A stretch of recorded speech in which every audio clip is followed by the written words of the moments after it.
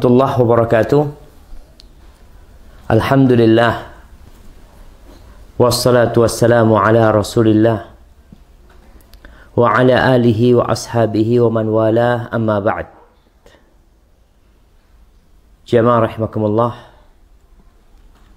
Allah azza wa jalla. Orang yang beriman di masa yang penuh dengan ketidakpastian, apa yang harus dia lakukan? Ingat kata Rasulullah sallallahu alaihi wasallam, al-mu'minul qawi khairun wa ahabbu ila Allah minal mu'minid dha'if. Seorang mukmin yang kuat itu lebih baik dan lebih dicintai Allah daripada mukmin yang lemah. Wa fi kullin khair. Dan di setiap orang yang beriman ada kebaikan. Selama engkau beriman, engkau membawa kebaikan. Apa kata Nabi SAW? Ihris ala ma yanfa'uk wasta'in billah wala ta'jaz. Berusahalah engkau, bersemangatlah engkau untuk meraih hal-hal yang bermanfaat buat dirimu. Kondisi mau seperti apa, engkau lihat apa yang bermanfaat buat dirimu, buat duniamu dan buat akhiratmu. Raih hal tersebut dan minta tolong sama Allah azza wa jalla. Mau minta tolong sama siapa? Ista'in billah wa la ta'jaz. Dan jangan jadi orang yang malas, yang lemah, yang berputus asa. Wa in asabaka syai', kalau engkau ditimpa sesuatu, jangan mengatakan andai kata, tapi katakan qadarullahu ma syaa fa'al. Maka tugas orang-orang beriman di masa-masa fitnah, masa-masa yang tidak pasti, yang membuat banyak orang kebingungan, maka tidak ada cara kecuali kembali kepada kitab pedoman mereka. Jangan kemana-mana. Allah turunkan Al-Quranul Karim. Allah utus Rasulullah sallallahu alaihi wasallam litubayyina linnasi ma nuzzila ilaihim, untuk menjelaskan kepada umat manusia. Menjelaskan apa yang diturunkan kepada mereka. Maka kita akan masuk tentang bagaimana sikap kita. Yang pertama, ini kiat untuk tetap survive di masa sekarang ini. Yang pertama, urusan-urusan yang besar. Urusan-urusan yang berkaitan dengan orang banyak. Bukan berkaitan dengan keluargamu saja, tapi berkaitan dengan semua yang ada di tempat tinggalmu, di kampungmu, di kotamu, di negerimu. Maka urusan yang seperti ini kembalikan kepada pemerintah dan kembalikan kepada para ulama. Allah Azza wa Jalla berfirman di surat An-Nisa ayat 83. Coba dibuka. Surat An-Nisa ayat 83. Baik, tafadhali, siapa yang mau baca?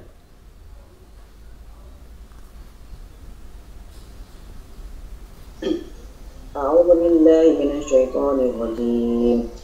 Wa idza ja'ahum amrun minal amni awil khawfi adha'u bihi walau raddu ila ar-rasul wa ila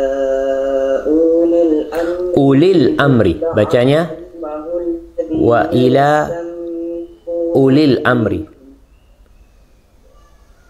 Coba baca lagi. Walau radduhu ila ar-rasul wa ila ulil amri minhum. Walau radduhu ila ar-rasul wa ila ulil amri minhum la'alimahu alladhina yastanbitunahu minhum walaula fadlullahi 'alaikum wa rahmatuhu lattaba'tumus syaitana illa qalila.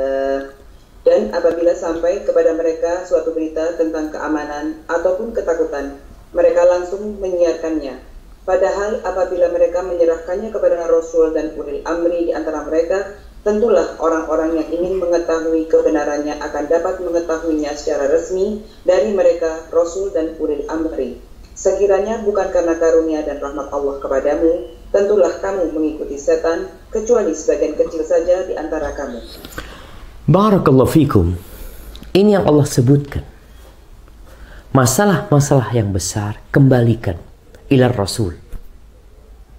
Siapa pewaris para Rasul? Para Nabi. Pewaris mereka adalah para ulama. Kembalikan kepada mereka. Wa ila ulil amri minhum. Dan kembalikan kepada mereka yang punya kekuasaan. Mereka yang punya perintah. Mereka yang tatkala ada masalah harus bermusyawarah. Orang-orang munafik, mereka tidak menggunakan keimanan mereka karena mereka memang gak beriman. Ada masalah apa langsung disebarkan. Maka kembalikan. Ambillah kebijakan-kebijakan yang diberlakukan oleh pemerintah. Yang mereka bermusyawarah dengan para ulama. Jalanin. Karena urusannya bukan urusan dengan dirimu. Urusannya urusan dengan orang banyak. Ketika pemerintah umpamanya menutup masjid, taatin. Ketika memerintahkan orang untuk tidak melaksanakan sholat Jumat setelah bermusyawarah dengan para ulama, taatin. Mungkin kita akan mendengar fatwa-fatwa yang lain, yang berbeda, yang membuat bingung orang. Urusan dunia bingung, urusan agama bingung. Maka tatkala itu ikutin para ulama dan ikutin pemerintah. Perselisihan selalu ada. Tapi tugas kita adalah dalam kondisi yang membingungkan ini, ikutin para ulama dan ikutin pemerintah. Tapi sikap yang kedua, berhati-hati dengan berita. Ini sikap yang pertama tadi adalah kembali kepada pemerintah, kepada para ulama, bergandengan tangan dengan mereka, bersatu padu, gotong royong untuk memberikan hal yang bermanfaat kepada umat manusia. Yang kedua, berhati-hati dengan berita. Sekarang ini orang dengan handphonenya dapat memberitakan apa saja, yang benar dan yang salah. Ada orang sakit, di Jember ada kejadian, ada orang sakit, malam hari dibawa oleh ambulan, dan dilihat petugas dalam ambulan itu memakai baju apa namanya? Haznat. Langsung direkam sama dia. Oh, ini positif. Orang sakit biasa dia beritakan positif. Dan kalau benar dia positif, kenapa engkau harus beritakan? Subhanallah. Di surat Al-Hujurat ayat 6 Allah berfirman. Coba dibaca firman Allah di surat Al-Hujurat ayat 6. Ya ayyuhalladzina amanu in ja'akum fasikum binaba'in fatabayyanu an tusibu qauman bijahalah fatusbihu ala ma fa'altum nadimin.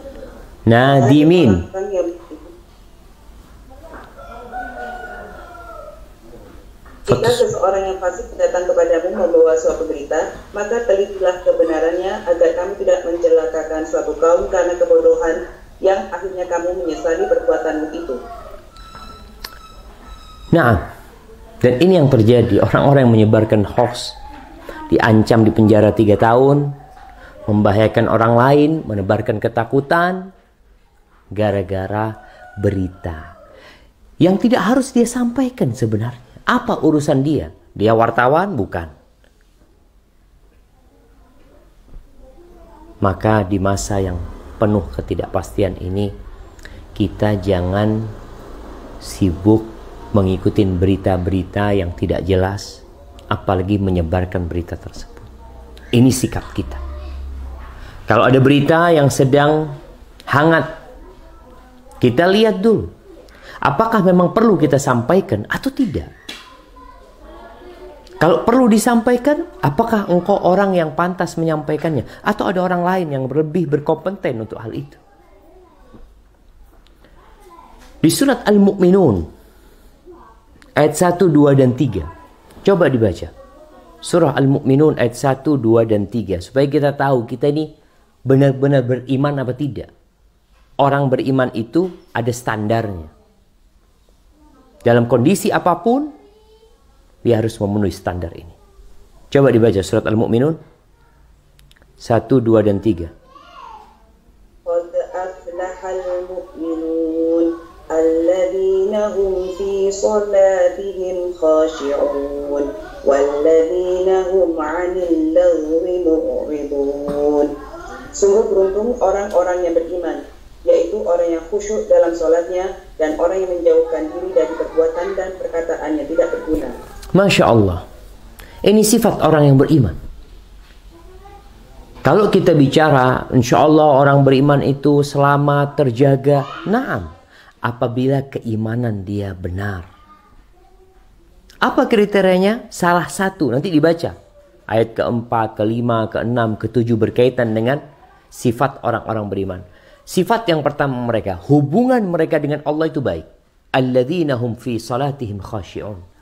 Ketika mereka sholat, mereka sholatnya penuh dengan ketunduan kepada Allah Azza wa Jalla. Taib, hubungan dengan manusia, orang ini menjauhkan diri dari perbuatan dan perkataan yang tidak berguna. Para ulama menyebutkan apa yang tidak berguna. Salah satunya berita-berita yang dia sebarkan, yang memang gak ada gunanya. Kadangkala orang ini semua dia posting, semua dia sampaikan. Dan yang lebih parah lagi, orang-orang ikut mengomentarin. Kalau komentarmu positif, ada manfaatnya, silahkan. Tapi kalau enggak, diam. Di masa yang penuh dengan ketidakpastian ini, yang selamat siapa? Yang berdiam diri. Jaga lisan. Man kana yu'minu billah wal yawmil akhir, yang beriman kepada Allah dan hari akhir, falyaqul khairan aw liyasmut. Hendaklah dia berkata yang baik, kalau tidak diam. Subhanallah. Ini solusi. Engkau melihat keributan terjadi di dunia maya, kadangkala keributan antara netizen sama warganet, ribut, berdebat, hal yang tidak berguna, engkau tarik dirimu dari sana. Tidak ikut memberitakan, tidak ikut mengomentari, bahkan tidak ikut mengikuti. Itu di masa yang seperti ini. Apalagi engkau menjadi orang yang menyebarkan. Yang ketiga, jangan panik. Tetap berbaik sangka sama Allah Azza wa Jalla. Ini penting sekali. Allah Azza wa Jalla mengatakan dalam sebuah hadis qudsi, ana inda dhanni abdi bi. Kata Allah, aku tergantung prasangka hambaku kepadaku. Falyadun nabi masya. Hendaklah dia berprasangka semau dia. Kita bingung, kita nggak tahu harus berbuat apa. Tapi hendaklah engkau berbaik sangka sama Allah Azza wa Jalla. Pasti ada hikmahnya. Kita nggak tahu mana yang baik buat kita. Asa an takrahu syai'an fahuwa khairul lakum. Bisa jadi yang kalian benci itu baik buat kalian. Dan sebaliknya, wa asa an tuhibbu syai'an wa huwa syarrul lakum. Yang kita cintain ternyata buruk buat kita. Wallahu ya'lam wa antum la ta'lamun. Allah tahu, kalian nggak tahu. Karena kadangkala di masa seperti ini muncul suudzon kepada Allah Azza wa Jalla. Berburuk sangka kepada pencipta. Dan itu sifat orang-orang munafik. Coba dibuka Qur'annya. Di surat Al-Ahzab. Ayat 9 sampai ayat 12. Ayat 9 sampai ayat 12. Silakan dibaca. أيها الذين آمنوا اذكروا نعمة الله عليكم إذ جاءتكم جنود فأرسلنا عليهم ريحا وجنودا لم تروها وكان الله بما تعملون بصيرا إذ جاءوكم من فوقكم ومن أسفل منكم وإذ زاغت الأبصار وبلغت القلوب الجنان حناجر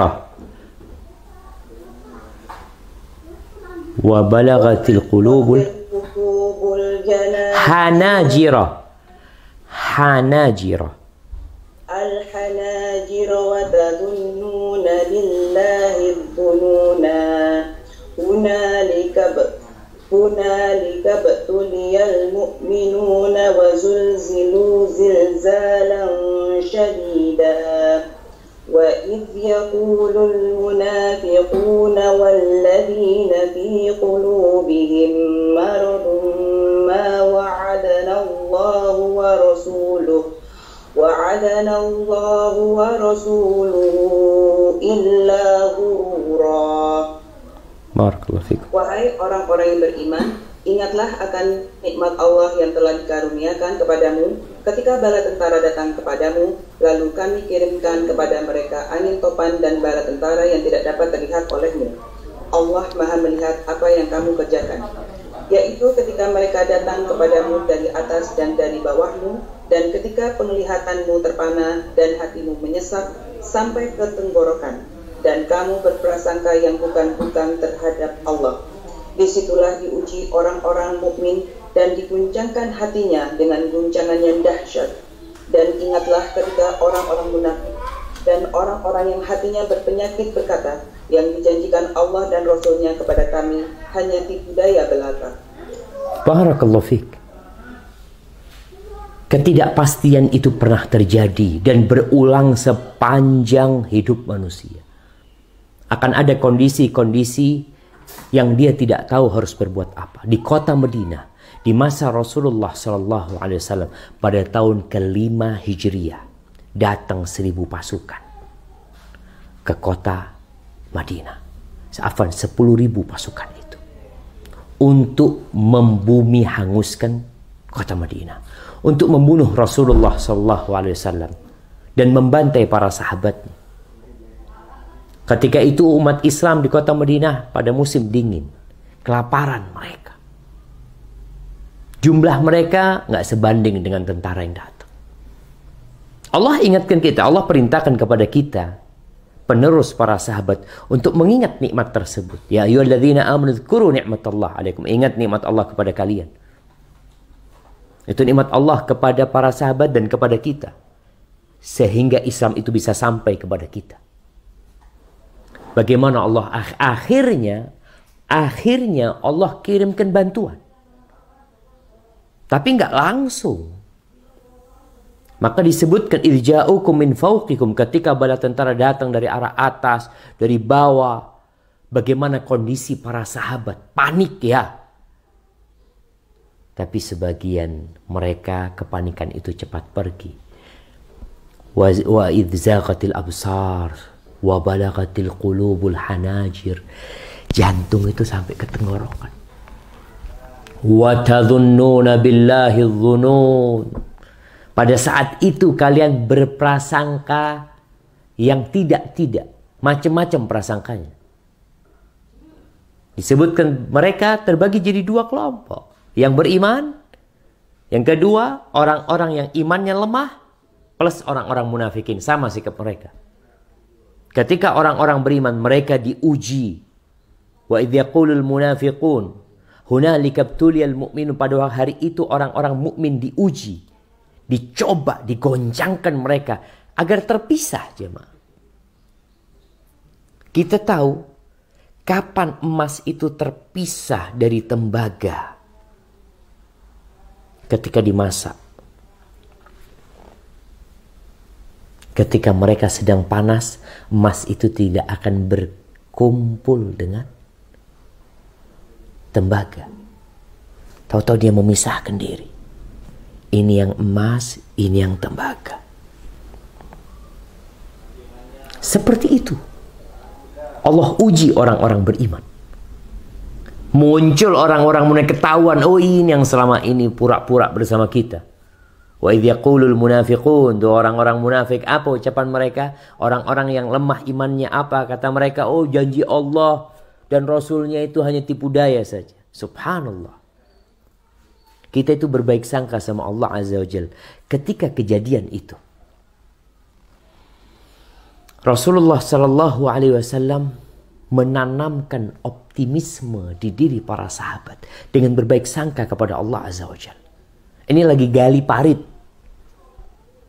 Parit itu digali sepanjang 2.200 meter. Dengan kedalaman dikatakan sampai 6 meter. Lebarnya 4 meter atau lebih, kurang lebih seperti itu. Digali dengan tangan. Kurang lebih 6 hari, 7 hari penggalian tersebut. Nih, diriwayatkan oleh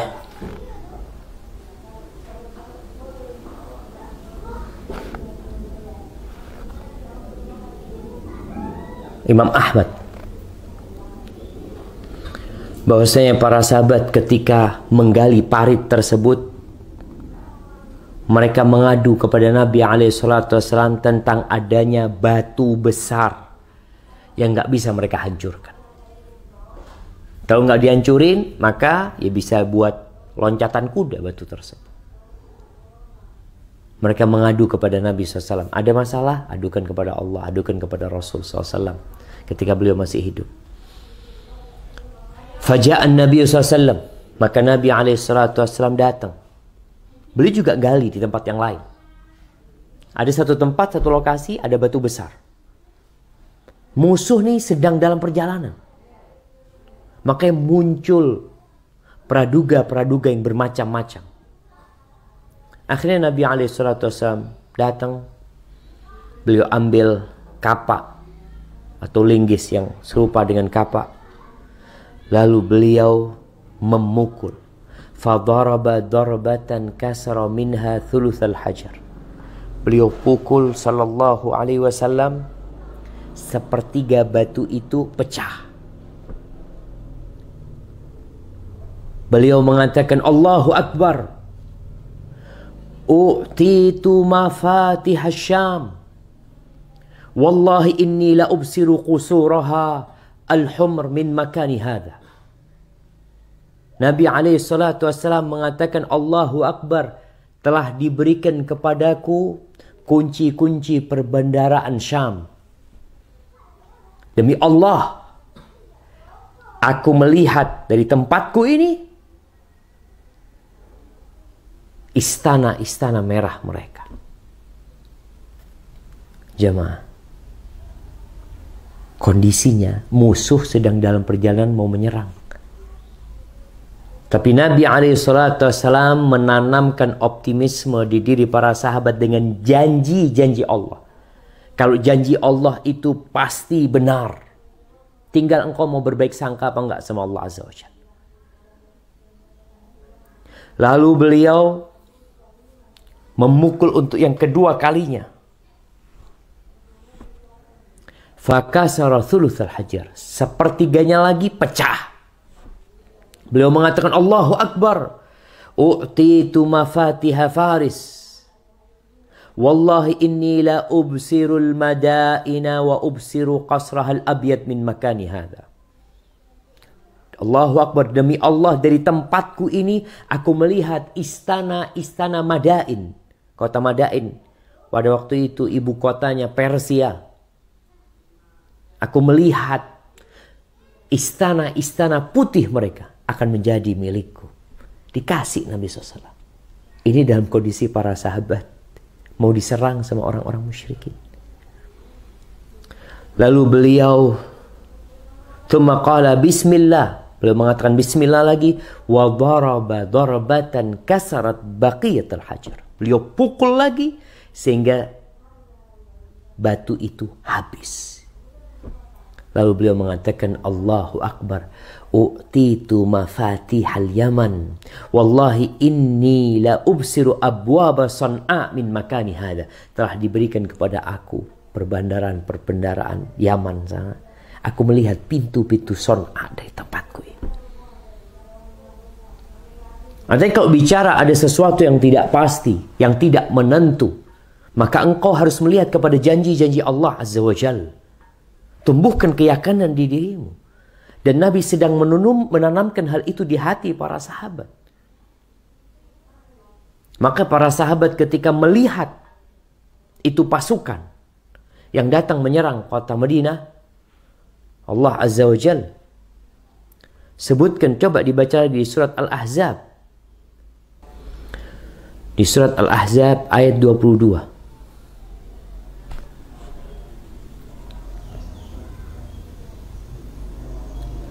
وَلَمَّا رَأَى الْمُؤْمِنُونَ الْأَحْزَابَ قَالُوا هَذَا مَا وَعَدَنَا اللَّهُ وَرَسُولُهُ وَصَدَقَ اللَّهُ وَرَسُولُهُ وَمَا زَادَهُمْ إِلَّا إِيمَانًا وَتَسْلِيمًا.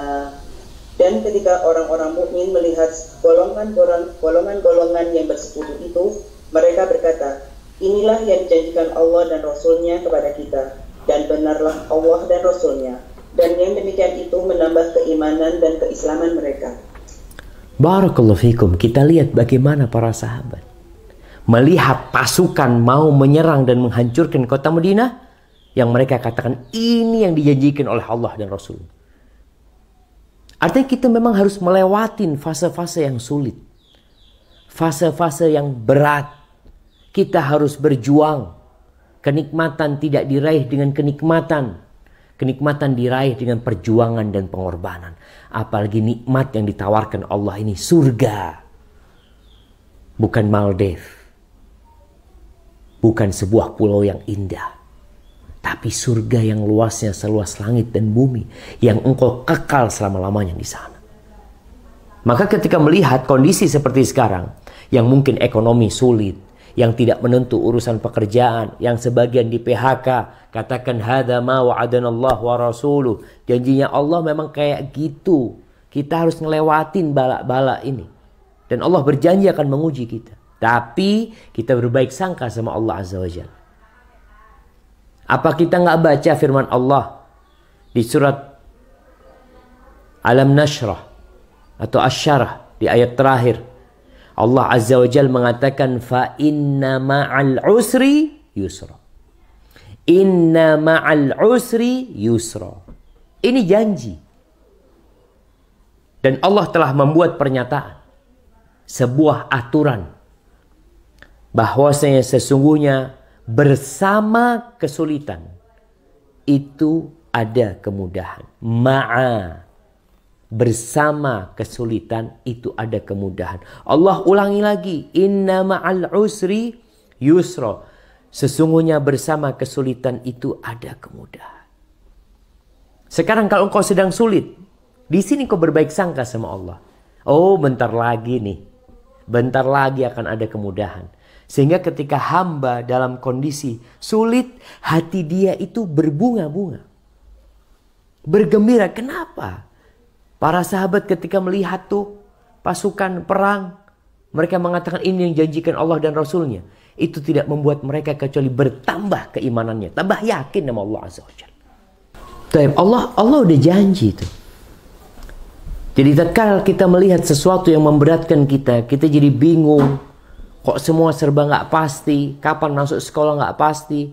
Kapan boleh umroh nggak pasti? Tahun ini haji apa enggak kira-kira nih jamaah ini? Nggak pasti juga semuanya.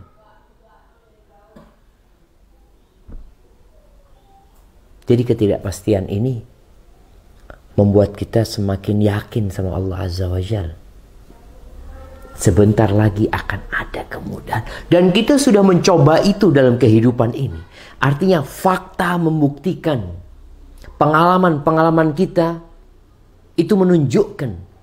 Kalau memang setelah kesulitan, bahkan sebenarnya bersama kesulitan, itu ada kemudahan. Rasulullah sallallahu alaihi wasallam mengatakan, "Abshiru atakumul yusru lan yaghliba usrun yusrain." Kabarkanlah, ada kabar gembira, bergembiralah kalian bahwa akan datang kepada kalian kemudahan. Akan datang tuh kemudahan. Kata Nabi SAW, karena satu kesulitan tidak mungkin mengalahkan dua kemudahan. Satu kesulitan tidak mungkin mengalahkan dua kemudahan. Kita tuh nggak mungkin sehari seneng terus susahnya 2 hari. Ingat jemaah, nggak mungkin kita senangnya cuma setahun susah, 2 tahun susah. Lah, antum aja nggak pandai bersyukur kepada Allah Azza wa Jalla. Kalau antum susah, iya. Sulit, nah, memang harus dilewatin masa-masa seperti itu. Tapi yang harus diyakinin bahwasanya ini kesulitan akan ada kemudahan bersamanya. Dan tidak mungkin satu kesulitan mengalahkan dua kemudahan yang Allah berikan. La yaghliba yusrun, la yaghliba usrun yusrain. Itu kata Nabi SAW. Ahibati fillah, Abdullah bin Mas'ud radhiyallahu ta'ala anhu, beliau mengatakan, seandainya kesulitan itu masuk dalam satu lubang, maka kemudahan pun akan mengikutinya. Dia bersamanya. Akan mengikutinya dan dia akan mengeluarkannya. Karena Allah mengatakan, fa inna ma'al usri yusra. Jadi bagi teman-teman yang mungkin sekarang sakit, ada yang positif COVID-19, yang kemudian dia mengisolasi diri, yakin fa inna ma'al usri yusra. Para dokter yang sekarang mungkin susah, ingat engkau pernah hidup senang. Engkau pernah menikmati. Dan ketahuilah kesulitan ini tidak akan mengalahkan dua kemudahan yang engkau pernah rasakan. Itu sudah ketentuan Allah Azza wa Jalla. Umar bin Khattab radhiyallahu ta'ala anhu pernah menulis surat kepada Abu Ubaidah Amir bin Jarrah. Abu Ubaidah ini komandannya, pemimpinnya umat Islam yang ditugaskan di Syam. Dia yang nanti akan wafat, terkena ta'un, terkena wabah. Ada banyak ribuan yang meninggal karena wabah tersebut. Umar tulis surat kepada Abu Ubaidah Amir bin Jarrah. Dia mengatakan, amma ba'd, tidaklah Allah menurunkan kesulitan kepada seorang mukmin melainkan setelah itu akan Allah datangkan kegembiraan kepadanya. Karena ingatlah, satu kesulitan mustahil mengalahkan dua kemudahan. Ini yang membuat kita optimis. Apapun yang terjadi, engkau tetap optimis. Kemudian dalam surat tersebut Umar menyebutkan ayat, ya ayyuhalladzina amanusbiru wasabiru warabitu. Yang dihadapin musuh Romawi pada waktu itu. Pernah perang Yarmuk, 50.000 menghadapi 200.000 pasukan. Kematian jelas di depan mata mereka, tapi mereka optimis.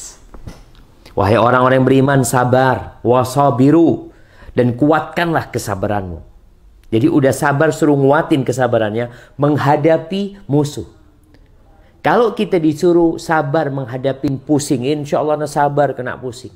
Tapi yang jadi masalah, penyakit yang datang menimpa kita ini, penyakit itu penyabar. Dia sabar banget. Kalau kita kalah sabarnya sama dia, kita yang akan tewas. Jadi kuat-kuatan sabar. Maka wasabiru. Ini dalam kondisi peperangan sebenarnya. Tapi dalam kondisi wabah, kita juga harus tahu. Penyakit ini, COVID-19, dia sabar sekali berpindah dari satu tempat ke tempat lainnya. Tinggal engkau mau sabar. Warabitu. Dan hendaklah engkau bersiap siaga. ini di perbatasan, kemudian wattaqullah, dan bertakwalah kepada Allah Azza wa Jal, la'allakum tuflihun. Kalau ingin sukses menghadapi kondisi yang tidak menentu, bertakwa sama Allah, laksanakan perintahnya, jauhi larangannya. Kemudian di surat At-Talaq, Allah Azza wa Jal mengatakan sayaj'alullah ba'da usrin yusra. Allah akan menjadikan setelah kesulitan itu kemudahan. Jadi dia datang bersama kesulitan ini, yang namanya kemudahan datang bersama dia. Berangkat tuh bareng. Tapi kapan datangnya kemudahan? Setelah ini selesai datang kemudahan. Dalam masa penantian ini yang diperlukan adalah tawakal. Wa man yatawakkal 'ala Allah fahuwa hasbuh. Serahkan sama Allah. Urusan anak-anak nih, anak-anak hamba Allah. Makhluk ciptaan Allah. Aku juga makhluk ciptaan Allah. Aku punya rizki, iya. Allah akan kasih rizkiku, nah. Kalau rizkiku habis, aku mati. Selesai. Nanti gimana Ustaz kita kalau dipulangin ke Indonesia, sebagian orang dideportasi mungkin ke Indonesia. Sebagian orang nggak boleh keluar kotanya. Lockdown di rumahnya sendiri. Nggak punya apa-apa. Ingat bulan Sya'ban. Perbanyak puasa. Anak makan 2 kali. Perbanyak puasa. Bulan diangkatnya amal. Allah ingin. Kita berbaik sangka sama Allah. Allah ingin. Dalam kondisi bulan Sya'ban, amalan kita diangkat sama Allah Azza wa Jal. Dalam kondisi kita puasa, dalam kondisi kita sabar, dalam kondisi kita ketakutan, kecemasan, kemudian kita menyerahkan semuanya kepada Allah Azza wa Jal. Wa man yatawakkal 'ala Allah fahuwa hasbuh. Barang siapa bertawakal kepada Allah, maka Allah akan mencukupi dia. Qul lan yusibana illa ma kataballahu lana. Coba tuh dibuka firman Allah Azza wa Jal. Ya, di surat Taubat ayat 51. Coba dibaca. Qul lan yusibana illa ma kataballahu lana huwa maulana wa 'ala Allahi falyatawakkalul mu'minun. Katakanlah Muhammad, tidak akan menimpa kami melainkan apa yang telah ditetapkan Allah bagi kami. Dialah Tuhan kami, dan hanya kepada Allah bertawakallah orang-orang yang beriman. Nah, selesai urusannya. Kita itu tidak akan ditimpa oleh sesuatu kecuali sesuatu yang sudah Allah tetapkan buat kita. Kalau bicara kematian, tiap hari orang mati. Ada COVID, nggak ada COVID-19, orang mati. Kalau bicara kecelakaan, Masya Allah. Bicara sakit, dari dulu rumah sakit penuh. Ana punya kajian rutin di rumah sakit, nggak pernah lihat rumah sakit sepi. Dari dulu orang sakit. Tempat jenazah penuh dengan jenazah. Maka menghadapi semua ini, sebagaimana kemarin kita bertawakal, hari ini pun kita bertawakal sama Allah Azza wa Jalla. Jangan sampai engkau panik. Nanti gimana kalau aku kena? Ucapkan hasbunallah wa ni'mal wakil. Cukup Allah buat kita. Nabi Ibrahim, nih hasbunallah wa ni'mal wakil, kata Nabi SAW, qalaha Ibrahim. Ibrahim mengatakannya ketika dilemparkan ke api. Ibrahim nggak tahu apa yang akan dia hadapi. Di depan dia api, kemungkinan dia mati jelas. Ketika dilemparkan, Nabi Ibrahim mengatakan hasbunallah wa ni'mal wakil. Allah bikin itu api yang membakar jadi dingin dan keselamatan buat Nabi Ibrahim AS. Gimana jemaah? Kemudian kau tidak mau mengatakan hasbunallah wa ni'mal wakil. Nabi Muhammad SAW setelah perang Uhud, terjadi perang Hamra'ul Asad. Ini para sahabat Nabi terbunuh 70 orang. Banyak yang terluka. Mereka pulang ke kota Madinah. Kemudian sampai kota Madinah, tahu-tahu ada berita yang disebarkan bahwasanya orang-orang musyrikin Mekah balik lagi mau menghabisi kota Madinah. Apa yang dilakukan? Ya nggak panik, tapi tetap waspada. Nabi SAW mengatakan semua yang tadi ikut perang Uhud berangkat lagi. Allah ceritakan hal ini jamaah di surah Ali Imran ayat 173 dan 174, coba dibaca. Alladzina qala lahumun nasu innan nasa qad jama'u lakum fakhshawhum fazadahum imana wa qalu hasbunallahu wa ni'mal wakil. فانقلبوا بنعمة من الله وفضل لم يمسسهم سوء واتبعوا رضوان الله والله ذو فضل عظيم. Yaitu orang-orang yang menaati Allah dan Rasul, yang ketika ada orang-orang mengatakan kepadanya, orang-orang Quraisy telah mengumpulkan pasukan untuk menyerang kamu, karena itu takutlah kepada mereka. Ternyata ucapan itu menambah kuat iman mereka dan mereka menjawab, cukuplah Allah menjadi penolong bagi kami dan Dia sebaik-baik pelindung. Maka mereka kembali dengan nikmat dan karunia yang besar dari Allah. Mereka tidak ditimpa suatu bencana dan mereka mengikuti keridhaan Allah. Allah mempunyai karunia yang besar. Barakallahu fikum. Subhanallah jamaah. Kita lihat bagaimana disebutkan di ayat ini. Mereka disuruh takut. Mereka disuruh panik. Fazadahum imana. Jadi ketidakpastian itu seharusnya membuat kita semakin beriman kepada Allah Azza wa Jalla. Wa qalu hasbunallahu ni'mal wakil. Cukup Allah buat kami. Urusan makan, urusan pekerjaan, kita tahu ajal kita udah ditetapkan. Rizki kita udah ditetapkan. Hidup mati kita sudah ditetapkan. Surga dan neraka udah. Terus kita, ya udah yakin sama Allah. Jalanin kehidupan ini. Ucapkan hasbunallahu ni'mal wakil. Lari kepada Allah Azza wa Jalla. Ini kiat selanjutnya. Ketika ada hal yang menakutkan, kembali kepada Allah. Jangan mau ditakut-takutin sama syaitan. Allah Azza wa Jalla menakut-nakutin kita dengan bencana, dengan hal-hal yang mungkin tidak diinginkan manusia, agar kita kembali kepada Allah Azza wa Jalla. Di kota Madinah pernah terjadi gerhana. Gelap. Jadi siang hari gerhana total, langsung gelap gulita. Apa kata Nabi SAW? Inna syamsa wal qamara ayatani min ayatillah. Ketahuilah bahwasanya mentari dan rembulan ini tanda-tanda kebesaran Allah Azza wa Jalla. Wa innahuma la yukhsafani atau la yakhsifani li mauti ahad. Dua ini tidak akan menjadi gerhana karena kematian seseorang. Wa idza kana kadzalika, kalau itu terjadi, fasallu, kalian sholat. Nih, kiatnya sholat sekarang. Alhamdulillah, sholat duha bisa, dulu nggak bisa karena kerja. Sekarang tempat kerjanya Masya Allah. Dari kamar keluar langsung kantor dia. Hamparkan sejadahnya. Sholat duha. Dulu Masya Allah. Mau ambil wudhu ini itu. Cari musola susah. Sekarang di dalam rumahnya. Kerjakan sholat duha. Anak-anak yang biasanya di sekolahan sekarang di rumah. Ajak sholat duha. Ajak sholat malam. Ajak qobliyah. Ajak ba'diyah. Fasallu. Itu dalam kondisi gerhana. Artinya dalam kondisi-kondisi yang menakutkan kita, yang mengkhawatirkan kita, kemana kita larinya? Wasta'inu bis sabri was salah.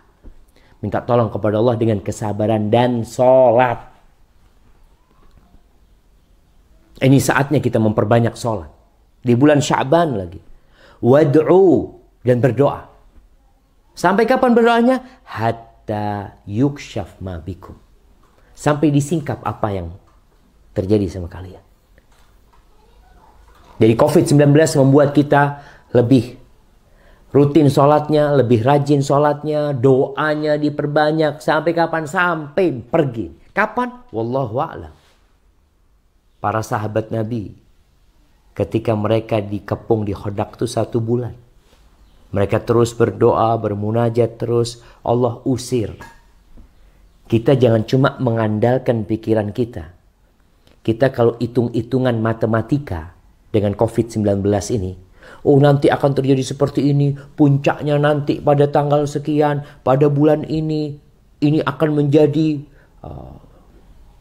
apa istilahnya, akan menjadi krisis ekonomi global macam-macam. Oke, hitungan manusia seperti itu. Tapi kita punya Allah Azza wa Jal. Hasbunallah wa ni'mal wakil. Doa minta sama Allah. Allah kalau mau ngangkat, bayangin Wuhan, yang mungkin kita berpikir mereka akan habis, mereka udah bisa bangkit. Jangan pernah bersandar kepada kemampuan. Jadi masalah ini orang secara peralatan, kita mungkin di Indonesia secara peralatan, secara tenaga, secara kemampuan, secara kesiapan kita itu rendah. Dan secara iman, doa kita, ibadah kita juga rendah. Terus bagaimana kita menghadapinya? Maka tolonglah kita jadi lebih baik. Dalam kondisi seperti ini, kembali kepada Allah Azza wa Jalla. Nabi SAW, ketika ada angin kencang di kota Madinah, angin datang. Aisyah radhiyallahu ta'ala melihat ada kekhawatiran di wajah Nabi SAW. Nabi itu keluar masuk rumah, khawatir. Lalu beliau berdoa, Allahumma inni as'aluka khairaha wa khaira ma fiha wa khaira ma ursilat bihi wa a'udzu bika min syarriha wa syarri ma fiha wa syarri ma ursilat bihi. Rawahu Muslim. Ya Allah, aku memohon kebaikannya ya Allah. Optimis, minta sama Allah kebaikannya. Dan kebaikan yang ada di dalamnya. Dan kebaikan yang dia dikirim untuknya. Dan aku berlindung dari keburukannya dan keburukan yang di dalamnya. Dan keburukan yang dia diutus untuknya. Nabi berdoa. Memohon kepada Allah Azza wa Jalla agar pergi. Maka kembali kepada Allah, fafirru ilallah. Kemudian yang selanjutnya, jangan mencela penyakit. Jangan dicela. Rasulullah sallallahu alaihi wasallam pernah membesuk seorang sahabat wanita, Ummah Sa'id, dalam kondisi dia itu demam. Badannya gemetar. Lalu kata Nabi SAW, malaki ya Ummah Sa'id, kenapa engkau Ummah Sa'id? Lalu dia mengatakan, al-humma la barakallahu fi. Nih, demam. Semoga enggak diberkahin demam ini. Lalu apa kata Nabi SAW? La tasubbil humma. Jangan kau celah humma ini. Penyakit ini demam, jangan kau celah. Kenapa? Penyakit ini yudhib khataya bani Adam. Penyakit ini mengusir dosa-dosa anak manusia. Kenapa engkau celah? Maka corona ini indah kalau kita lihat dari kacamata yang berbeda. Jangan dicela. Jangan dimaki. Tapi gimana? Dihadapi.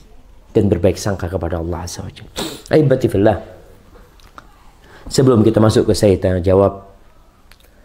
Ya, kalau memang kita menghadapi sesuatu yang tidak pasti, yang tidak menentu, tapi masih banyak hal yang pasti dan menentu. Apa? Yang pertama, kematian itu pasti. Surga dan neraka itu pasti. Timbangan itu pasti. Pembagian kitab itu pasti. Melewatin sirat itu pasti. Maka tinggalkan hal-hal yang membingungkan ini, jalanin sesuatu yang pasti, yang tentu kita akan menghadapinya. Yang tidak pasti, serahkan kepada Allah Azza wa Jalla.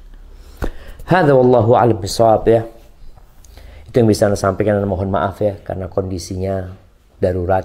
Ya, sekarang semuanya jadi darurat. Semoga Allah Azza wa Jalla memberikan kesembuhan kepada yang sakit dari umat Islam, dari keluarga kita. Allah mengangkat penyakit ini, Allah mengangkat bala ini dan menjadikan kita lebih beriman. Setelah COVID-19, fa inna ma'al usri yusra. Inna ma'al usri yusra. Akan datang kemudahan itu. Maka bersiap-siaplah menyambut kemudahan yang Allah berikan. Tafadhal kalau ada pertanyaan. Ya Ustaz, ini ada titipan pertanyaan dari Kuala Lumpur. Siap. Dalam surat Maryam ayat 10 diceritakan sebagai tanda bahwa doanya Nabi Zakaria itu terkabul dengan tidak bisa bercakap-cakap. Dan dalam ayat 26 dikisahkan Maryam juga diminta tidak berbicara dipenjara oleh Allah sebagai nazarnya. Apakah ada ibrah untuk kita terkait dengan menahan lisan? Jazakallahu khairan. Masya Allah, barakallahu fiik. Subhanallah jemaah. Iya. Kalau bicara kejadian bagaimana Nabi Zakaria ketika Allah kasih kabar gembira dengan anak, Nabi Zakaria itu minta bukti. Apa tuh tandanya? Nabi Zakaria nggak berbicara. Kemudian tapi bertasbih, terus bersyukur kepada Allah Azza wa Jalla. Kemudian Maryam pun bernadar untuk tidak berbicara. Kalau bicara ibrah apa? Ada banyak ibrah.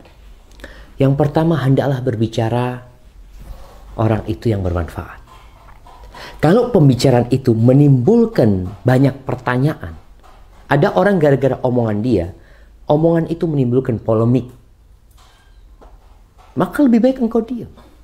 Maryam tidak menjawab. Ketika mereka mengatakan, "Ya ukhta Harun, ma kana abuki imra'a sau'in wa ma kanat ummuki baghiyah." Wahai saudaranya Harun, bapakmu itu bukan orang jahat. Kemudian ibumu itu bukan pelacur. Engkau kok bisa punya anak seperti ini? Maryam nggak berbicara.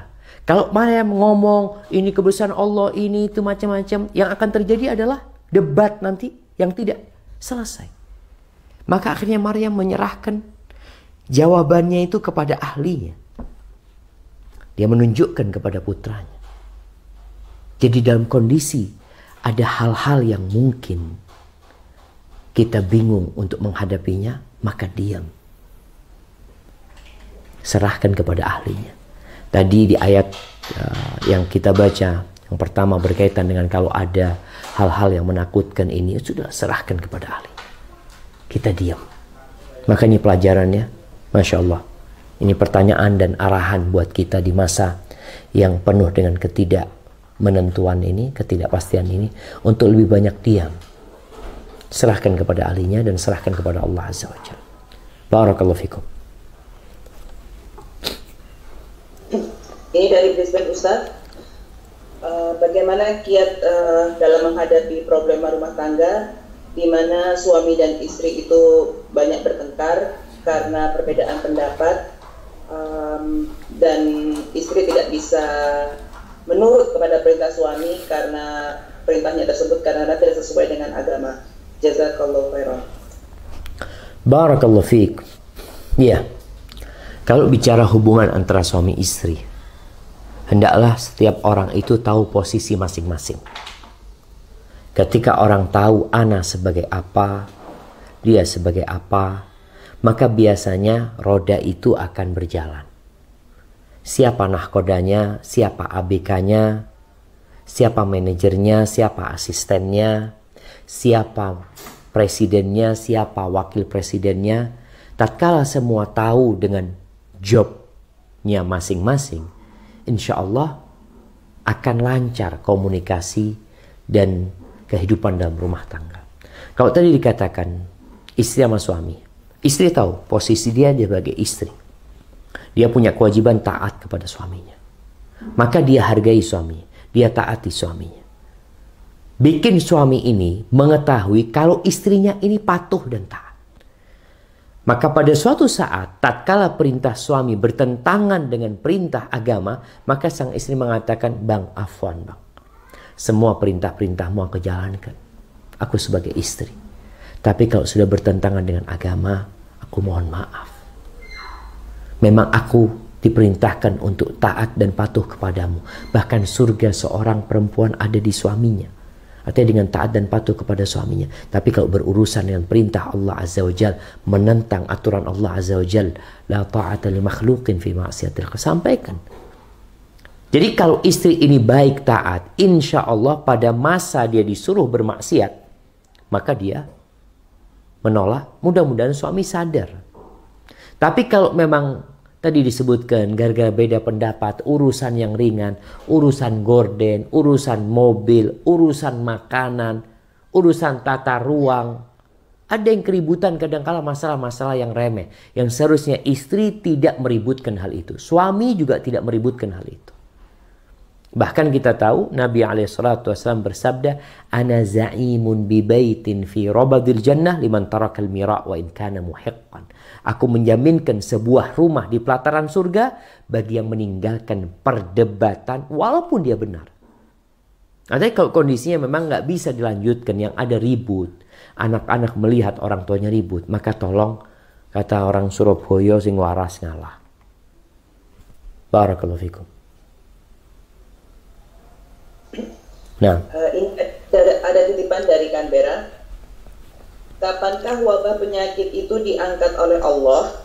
Kami pernah membaca bahwa pada zaman Nabi atau para sahabat, wabah datang saat musim semi dan pergi saat musim panas. Sedangkan musim semi dan musim panas di tiap-tiap negara itu berbeda-beda. Mohon penjelasannya, jazakallahu khairan. nah, tunggu, Anda pernah membaca ucapan Ibnu Hajar. Jadi Ibnu Hajar ini dia melihat peristiwa perjalanan wabah-wabah tersebut. Kalau nggak salah, terjadinya di musim dingin, bukan di musim semi. Atau di musim semi, Anda lupa membaca tersebut. Dan di musim panas pergi. Artinya itu hanya membaca sejarah. Ini peristiwa alam yang dilihat. Jadi harapan kita, wabah itu pergi. Ketika kalau musim dingin, Allah usir wabah tersebut. Jadi kalau ditanya, ingat bahwasanya ada Rabbul Alamin. Ada Allah Azza wa Jalla yang menciptakan. Kapan Allah mengangkat wabah tersebut? Apakah wabah itu terjadi pada musim dingin, kemudian di musim semi atau di musim panas wabah itu diangkat oleh Allah Azza wa Jalla? Bisa jadi. Kalau dikatakan musim semi atau perputaran musim itu di setiap negara berbeda-beda, ya berbeda-beda. Terus perginya wabah, wallahu alam, kita nggak tahu. Jadi kita tahu memang musim panas nanti mungkin di bulan Juni, bukan bulan Juli, akan terjadi musim panas seperti itu. Ini secara umum ya. Bisa jadi seperti itu. Tapi yang mengangkat wabah itu Allah Azza wa Jal. Adapun urusan musim, ya musim itu hanya prediksi, bukan prediksi, itu membaca sejarah. Jadi bukan penjelasan dari Nabi SAW, bukan penjelasan dari para sahabat. Itu yang Anda tahu, itu ucapan Ibnu Hajar Al-Asqalani ketika beliau membaca sejarah, menceritakan wabah-wabah itu diangkat ketika musim panas. Artinya ketika musim panas pergi, virus itu pergi. Hada wallahu a'lam bis-shawab. Nah, Assalamualaikum Ustaz, pertanyaan dari saya. Waalaikumsalam warahmatullahi wabarakatuh. Saat ini banyak wabah yang terus banyak hadis yang tersebar bagi yang bersabar berdiam diri di rumahnya akan mendapatkan pahala syahid walaupun tidak meninggal. Adakah syarat atau kriteria tertentu untuk mencapai itu, sedangkan kita kan masih ada keperluan untuk keluar, dan kita apakah mengikuti syarat-syarat hadis tersebut? Nah, barakallahu fikum. Iya. Barang siapa memang yang tinggal di negerinya, ada riwayat fi baitihi, di rumahnya, tinggal dia di rumahnya, sabiran muhtasiban. 2 syaratnya, dia bersabar dan dia berharap pahala dari Allah Azza wa Jalla. Apakah berarti dia sama sekali tidak boleh keluar dari rumahnya? Ketika ada keperluan yang mendesak, yang membuat dia harus keluar untuk beli makanan, tapi tidak lagi berpikir untuk mengumpulkan harta. Karena ada orang yang disuruh tinggal di rumah untuk menjaga diri, padahal keinginan dia untuk keluar, keinginan dia untuk jalan-jalan mungkin ya, untuk liburan, keinginan dia untuk menambah hartanya, keinginan dia untuk wisata kuliner, semua dia hilangkan. Dia bersabar. Bayangkan kesabaran dia ini, yang pertama bukan karena dia berpikir dia takut tertular sama orang lain. Dia juga takut menularkan kepada orang lain. Dia nggak tahu.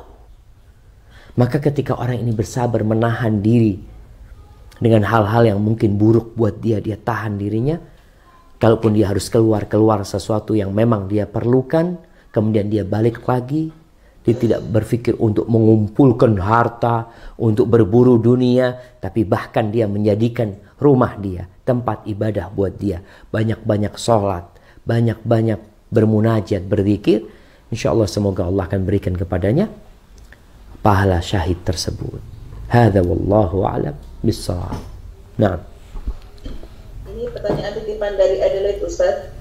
Setelah kita meninggal, kemanakah korin kita? Bolehkah kita berinteraksi dengan korin? Jazakallah khairan. Barakallahu fikum. Iya. Wallahu a'lam.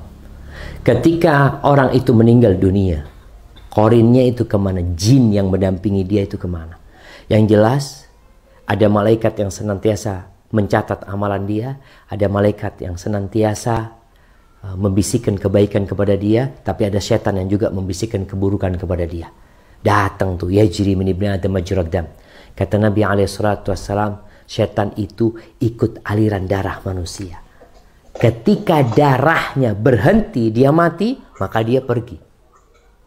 Kalaupun bicara berinteraksi dengan korin, dengan cara apa dia berinteraksi dengan korin dia? Ketika korin dia ini memerintahkan kepada keburukan, ada jin-jin lain mungkinnya yang dia biasa mungkin menampakkan dirinya.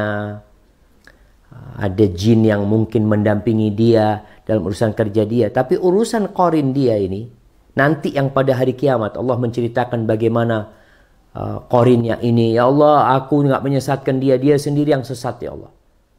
Itu akan terjadi perdebatan nanti antara korin dengan manusia ini, karena dia merasa disesatkan oleh korinnya, dan korinnya mengatakan enggak, dia sendiri yang sesat, aku cuma ngajak-ngajak dia yang ikut.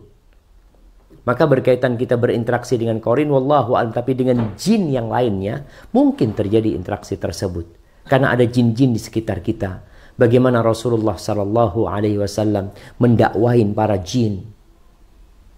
Kemudian kita tahu juga manusia-manusia yang dia itu meminta perlindungan kepada jin, dan itu terlarang. Maka hendaklah ketika ada orang berkomunikasi dengan jin, berhati-hati. Kenapa harus berhati-hati? Kita ini nggak tahu jin ini muslim, jin ini kafir. Mungkin dia ngomong dan kita tahu lisan itu bisa berdusta. Maka hendaklah orang itu berhati-hati. Tapi kalau berinteraksi dengan korinnya, dia ngobrol sama korinnya, korin, nanti jangan gangguin ana yang jelek-jelek ya. Nggak bisa. Memang dia tugasnya, bukan tugasnya, dia punya tugas dari siapa? Dari bosnya iblis itu untuk menyesatkan manusia. Malaikat, naam, dia senantiasa membisikkan kebaikan kepada hamba. Hadza wallahu a'lam bissawab. Assalamualaikum warahmatullahi wabarakatuh, Ustaz. Waalaikumsalam warahmatullahi wabarakatuh. Siap. Apa hikmah dari kejadian atau musibah ini, dan terutama tidak adanya sholat Jumat di masjid? Yang Allah wa'lam, katanya sampai kapan? Dan apakah ini merupakan tanda-tanda kiamat? Begitu katanya Ustaz. Waalaikumsalam warahmatullahi wabarakatuh. Waalaikumsalam warahmatullahi wabarakatuh. Kalau bicara apa hikmahnya, banyak sekali hikmah. Yang pertama, orang itu jadi sadar kalau dia makhluk yang lemah. Habis baterai. Yang pertama, dia sadar kalau dia makhluk yang lemah, yang dia tidak mampu berbuat kecuali dengan pertolongan Allah Azza wa Jalla. Yang kedua, manusia takut. Memang ujiannya takut. Ketika takut, hendaklah kembali kepada Allah Azza wa Jalla. Yang ketiga, insya Allah nih musibah memang harus dilewatin. Kita selama ini sibuk cari fulus. Kita dapat sadar bahwa nikmat sehat ternyata jauh lebih besar daripada uang yang dikumpulkan. Sekarang berapa triliun yang dikeluarkan demi untuk mendapatkan kesehatan, untuk keamanan, yang selama ini orang itu mungkin kalau bicara sehat nggak dianggap nikmat. Pertumbuhan ekonomi, mungkin selama ini negara-negara kalau bicara pertumbuhan ekonomi tidak pernah memasukkan sehat termasuk nikmat yang perlu disyukuri. Yang disampaikan, walhamdulillah pertumbuhan ekonomi di negeri kita 6%, 5%, naik ini itu, ada yang 2 digit, macam-macam mereka sebutkan. Kesehatan nggak pernah disyukurin. Alhamdulillah rakyat ini sehat semuanya, yang sakit tahun ini sekian, ini itu, alhamdulillah. Mungkin jarang disyukuri. Kita pun secara pribadi, ini secara nasional, secara daerah, orang selalu berpikir fulus, pemasukan sekian, keluaran sekian, kasih sakit keluar semua fulusnya ke sana. Keluar semua fulus. Ternyata nih fulus yang dikumpulin, kalau bicara ekonomi nih, dengan COVID-19 habis semuanya ke sana. Kita baru sadar nikmat sehat. Terus kalau bicara sholat Jumat yang ditidakkan di sebagian tempat, apa hikmahnya? Hikmahnya tadi, kita perlu taat kembali kepada Allah Azza wa Jalla. Kita tuh beribadah bukan karena nafsu kita, tapi karena aturan. Kita ingin sholat Jumat, kita mau berangkat ke sana. Tapi karena ada aturan dari pemerintah dan para ulama menyampaikan, kita jadi sadar. Anda nggak tahu tentang hukum agama. Kita nggak ngerti. Akhirnya peniadaan sholat Jumat membuat orang-orang bertanya. Kenapa nggak boleh sholat Jumat? Ini kan ibadah. Kok nggak boleh? Oh ternyata seperti ini, seperti itu. Apakah ini tanda-tanda kiamat? Wallahu a'lam bishawab. Yang jelas tanda-tanda kiamat sudah banyak yang disebutkan. Ini oleh Nabi SAW. Salah satunya apakah wabah? Anda nggak pernah tahu apakah itu tanda kiamat. Tapi yang jelas tanda-tanda kiamat itu mautul fujah. Banyaknya mati mendadak. Banyaknya mati mendadak. Jadi kita lihat sebenarnya mati mendadak sudah banyak. Orang kena serang jantung mati. Tahu-tahu naik motor mati. Lagi ke lapangan bola mati. Lagi disco mati. Itu tanda-tanda kiamat, di antara tanda kiamat. Hadza wallahu a'lam bishawab. Tapi yang jelas kiamat itu dekat. Dekat. Nabi dulu saja sallallahu alaihi wasallam mengatakan, bu'ithu ana was-sa'aka hatain. Aku bersama kiamat diutus seperti ini. Sangat dekat sekali. Hadza wallahu a'lam bishawab. Nah, silakan. Pertanyaan titipan dari Brisbane, Ustaz. Ya. Dalam sebuah musibah ini pastinya Allah sudah rencanakan, seperti kisah masa silam sekitar hampir setiap 100 tahun ada wabah datang. Apakah ini bisa jadi sistem Allah untuk menyeimbangkan keadaan dunia? Jazakallahu khairan. Allahu Akbar jamaah. Kalau bicara sistem yang Allah bikin, hanya Allah yang tahu.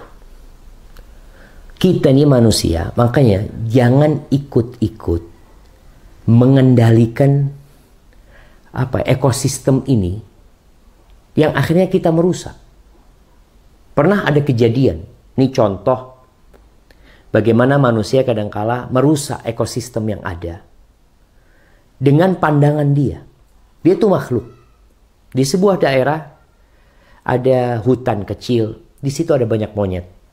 Ada monyet di sana, tapi di situ juga ada namanya namir. Ada macan. Di situ ada macan. Akhirnya pihak pemerintah setempat mereka berpikir ini nanti nih kalau macannya dibiarin habis tuh monyet nanti. Diburu sama mereka.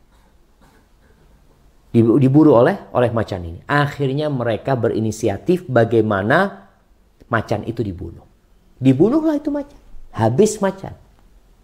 Ketika macan habis, Allah menciptakan macan. Allah bikin itu ada di tempat itu. Dibunuh oleh manusia. Sebagian kita lihat juga di negeri kita. Dibunuh itu macan-macan. Dirusak itu hutan. Manusia yang merusak ekosistem tersebut. Setelah dibunuh itu macan, monyet-monyet itu datang ke kampung. Karena makanan di sana habis. Disebabkan jumlah penduduk monyet semakin banyak. Maka kalau bicara setiap 100 tahun, wallahu a'lam bishawab, yang Anda baca tahun sekian. Tapi apakah ini memang di tahun-tahun sebelumnya juga setiap 100 tahun seperti itu? Atau setiap 200 tahun? Wallahu a'lam bishawab. Tapi yang jelas Allah punya sistem bagaimana mengendalikan populasi umat manusia. Dan kalau kita tahu yang mati karena COVID-19 katanya tidak sebanyak yang mati karena wabah-wabah yang lainnya, padahal jumlah penduduk di dunia semakin banyak dan bumi ini masih luas, jemaah. Hanya saja kerakusan manusia yang menyebabkan sebagian orang tidak dapat bagian. Makanya kalau pembagian rezeki itu dibagikan kepada manusia, akan dia kuasain semuanya. Maka mudah-mudahan ini, kalau bicara ini sistem Allah, ya Allah punya sistem mengingatkan kita untuk kembali kepada Allah Azza wa Jalla. Allah punya aturan bagaimana membuat tuh orang-orang yang kaya raya jadi sadar, jadi kembali kepada Allah Azza wa Jalla. Karena kita tahu di masa Nabi Musa alaihissalam wabah itu terus-terusan menimpa kaumnya Fir'aun, tapi ternyata mereka nggak kembali kepada Allah Azza wa Jalla. Akhirnya mereka tewas bukan dengan wabah. Disebutkan 600 pasukan Fir'aun, 600.000 pasukan Fir'aun itu tewasnya bukan karena wabah, tapi tewasnya ditenggelamkan di lautan oleh Allah Azza wa Jalla. Kemudian kita tahu umatnya Nabi Nuh alaihissalam, setelah berapa tahun mereka ditenggelamkan? Setelah Nabi Nuh alaihissalam berdakwah 950 tahun, baru mereka kemudian ditenggelamkan. Jadi kita itu mungkin memikirkan, ya kayaknya ini sistem Allah. Bukan itu yang penting buat kita. Yang penting buat kita adalah kembali kepada Allah Azza wa Jalla. Sadar bahwa ada pencipta langit dan bumi ini, yang kita harus kembali kepadanya. Hadza wallahu a'lam bishawab. Nah. Pertanyaan titipan dari Kuala Lumpur. Bolehkah kita bersedekah yang diniatkan agar terhindar dari musibah? Jika boleh, didasarkan pada dalil yang mana? Jazakumullahu khairan. Barakallahu fikum, subhanallah ya. Ya, ini pertanyaan yang menarik jamaah. Syekh Abdul Razak hafizahullah ta'ala, beliau menyebutkan beberapa wasiat dalam menghadapi bala ya. Salah satu yang beliau sebutkan itu senantiasa berbuat kebaikan. Tadi pertanyaan, apakah sedekah, berbuat baik, bantu orang itu bisa menyelamatkan kita dari bala ya? Kita niatkan untuk itu. Nabi alaihissalatu wasallam bersabda nih, beliau menyebutkan hadis Anas yang diriwayatkan Al-Hakim, "Sana'iul ma'ruf taqi masari as-su' wal afat wal halakat wa ahlul ma'ruf fid dunya hum ahlul ma'ruf fil akhirah." Kata Rasul SAW, perbuatan-perbuatan baik dapat menghindarkan diri dari kematian buruk, dari penyakit, dan dari bencana. Dan orang-orang yang berbuat kebaikan di dunia, ia akan dibalas di kebaikan di akhirat nanti. Jadi ini hadis menjadi dalil bahwasanya kita berbuat baik akan mendapatkan kebaikan. Allah akan balas. Orang yang sakit suruh banyak sedekah, dawu mardakum bis sedekah, obatin orang yang sakit diantarakan dengan bersedekah. Tapi janganlah kita beramal untuk mengharapkan pahala dunia saja. Orang yang beramal mengharapkan pahala dunia, ya udah dia dapat dunia, akhirat nggak dapat, karena niatnya dia dapat balasan di dunia. Tapi orang beramal untuk akhiratnya, akhirat dapat, dunia dapat, alhamdulillah. Nggak dapat, memang niatnya dia untuk akhirat. Karena jangan sampai seorang mukmin bersedekah, dia hanya ingin kesehatan, dia sedekah lagi, dia sedekah, ya Allah aku sudah 2 tahun sedekah nggak sehat-sehat, nggak sembuh-sembuh dari penyakit. Karena dia memang cuma berharap dunia. Dikasih sembuh sama Allah, selesai engkau. Balasannya udah dikasih. Maka ketika seorang beramal, maka hendaklah dia niatnya lillahi ta'ala. Dunia akan dapat, dikasih sama Allah subhanahu wa ta'ala. Maka ini menjadi dalil bahwasanya orang berbuat baik, membantu orang lain, sedekah itu akan menyembuhkan penyakit ya, menjauhkan dari bala dan musibah, itu sahih, tapi tetap niatnya ketika beramal lillahi ta'ala, berharap pahala di akhirat nanti. Karena ada orang, Allah ketika menyebutkan faminan nasi man yaqulu rabbana atina fid dunya wa ma lahum fil akhirati min khalaq. Ada orang yang dia doanya Allah minta kebaikan di dunia, di akhirat nggak dapat apa-apa. Gimana Ustaz kalau dia beramal untuk dunia, beramal untuk akhirat, tapi juga minta balasan di dunia? Ya, tentunya ya tergantung porsi niat dia, untuk akhiratnya berapa, untuk dunia berapa. Allah Azza wa Jalla sari'ul hisab, nanti akan dihitung sama Allah SWT. Hadza wallahu a'lam bissawab. Naam. Waalaikumsalam warahmatullahi wabarakatuh. Tafadhali. Hakikatnya setiap yang berlaku atas kehendak Allah Subhanahu wa taala. Namun di zaman fitnah dewasa ini bagaimana kita membedakan apa yang berlaku sekarang, seperti tidak adanya sholat di masjid berjamaah, bahwa itu adalah muslihat dajjal atau kehendak Allah. Barakallahu fikum. Barakallahu fikum. Naam. Iya jamaah. Tadi yang kita bacakan ayat yang di surah An-Nisa ayat 83. Di masa yang penuh dengan fitnah. Jadi ketika fitnah itu datang, orang-orang yang berilmu itu tahu yang datang ini fitnah. Sedangkan orang-orang yang nggak faham, orang-orang yang tidak berilmu, baru tahu ketika fitnah itu berlalu. Anda ingatkan lagi. Jadi orang-orang yang berilmu, para ulama yang mereka mengikuti Allah dan Rasulnya, mereka akan berhati-hati berbicara di masa fitnah. Dia akan bermusyawarah, rembuk dengan ulama yang lainnya. Dia tahu ini fitnah. Tapi kalau orang-orang yang nggak berilmu baru akan tahu itu fitnah ketika fitnah ini berlalu. Oh, ternyata tidak terjadi. Iya, bukan.